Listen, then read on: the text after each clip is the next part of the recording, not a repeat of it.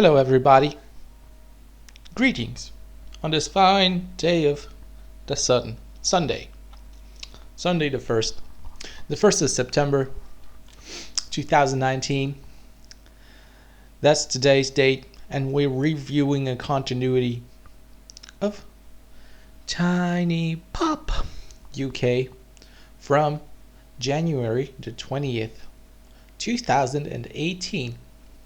We see a bunch of promos for a bunch of cartoons. We see some recording errors. That happens. Sometimes that happens. You have to excuse that. Pop Max was a thing back then. Seriously, Pop Max. Pop Max is not a new thing anymore. It's been around for over a year at least, a year and a half, maybe 2 years. Don't you get nostalgic when you look at all these old Tiny Pop bumpers?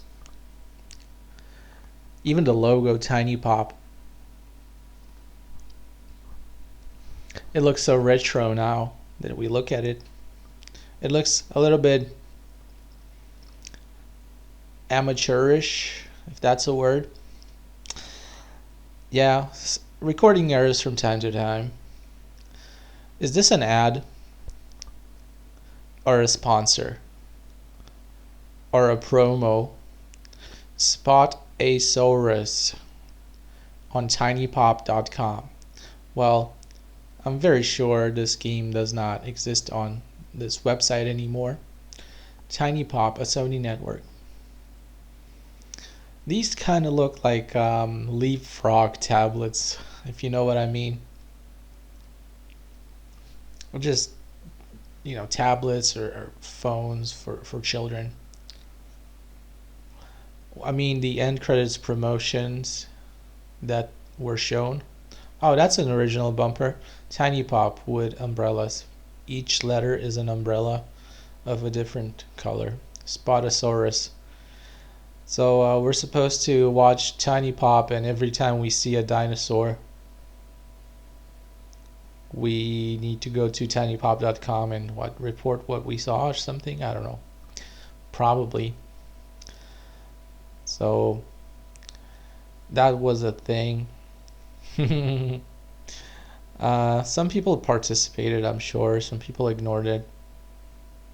People from outside of the UK probably didn't bother. But most of the viewers are from within the UK because it's a United Kingdom channel, I think. I know that many years ago this channel was available on satellite all throughout Europe. It was unencrypted, so all you needed was a satellite dish and you could watch this channel. But later it changed satellites or transponders or something, and then the signal became too weak, so you couldn't watch it in Europe anymore, not really. And then you could only watch it from within the UK or through the internet somehow or something like that. So yeah. Spotasaurus. Well, they're just bombarding us with the same old bumper. That was cool. That was a cool logo bumper. You see these look like tablets, like kids' tablets. Actually, kids' tablets are a great idea. You know how modern people always talk about bezels, like smaller bezels, almost non-existent bezels on phones, trying to they compete trying to reduce the size of the bezel, and I'm like, meanwhile I'm over here thinking like I need some room for my fingers to hold the phone. I need bezels on purpose. I need large ones, and the children-friendly phones have exactly what I need. So maybe I need like a children's toy phone or something. Because my main complaint with cell phones, mobile phones, is that smartphones is that they're so difficult to hold in your hand. My hand hurts using these things. So we see this happy birthday thing. They still do that even nowadays on Tiny Pop. Like a few days ago, I saw something similar, and I think they probably used even the same song. They even used the same song. Happy birthday, wishing you a happy papa. Something like that. Well, we see an ad here. How did it make its way here? Oh, because it's a sponsor, so we left it in. Discontinuity has all of its regular ads removed. Oh, the cat in the hat, or what? How do you call it? I don't know. I watched a couple of episodes of this. It's okay, but it's not really that good. Like, it's like for me, for my taste, I don't know about the stories, but their movements are too programmed. Like, they don't draw a new picture for each frame. They like draw a picture and then rotate part of the person's body inside a computer program. They program the movements. Like, even though it's a 2D cartoon, they divide the character into different pieces and like rotate them and stretch them and all this stuff.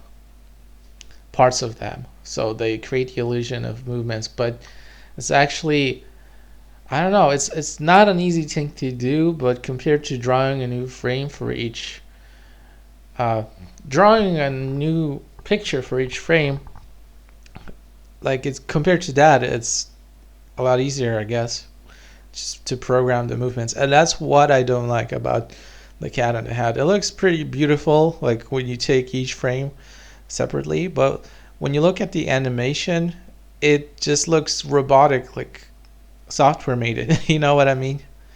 And that's my problem with CGI as well. The movements, I guess, mostly. So we're going on with the Spotasaurus thing. Like, this thing just went on and on all day. So I'm not saying it's bad. Oh, this is pretty impressive, this bumper, like promo or whatever you call it. Oh, so there's actually a show about these dinosaurs, like a real 3D CGI show. Oh, it looks like we've reached night time, and this is a nighttime bumper, and some kind of song here. It's not a happy birthday song, it's a good night song. And I think they still show exactly the same song with exactly the same clip nowadays, a year later. So yeah, it's kind of nice to see familiar things, that they don't always change everything, because all of the other bumpers are like completely new. You have these like round planet type figures. Like, they live on planets, but they themselves look like planets as well. Different colored planets, multicolored planets. Like this Tiny Pop logo, different colored circles. But now there are these mascots with faces that look like these circles. So I guess Tiny Pop still continues using the same theme, like different colored circles, but it's using them in a different way. So you know that it's nighttime by these bumpers, by looking at these bumpers. So the Cat in the Hat.